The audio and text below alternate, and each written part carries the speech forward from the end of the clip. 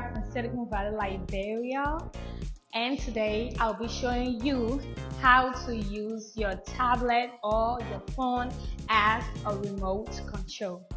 So let's get started. To use your phone as a remote control, you'll go to Play Store and download a new mode app.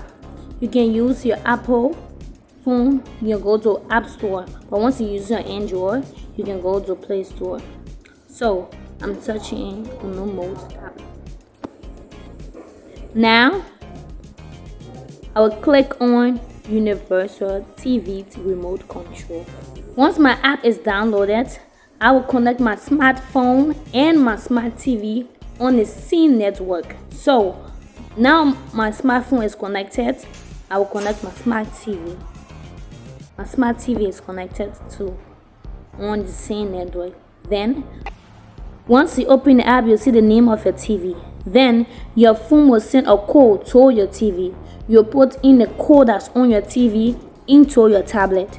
So now I'm putting the code in. Make sure you put the correct code that is on your TV screen.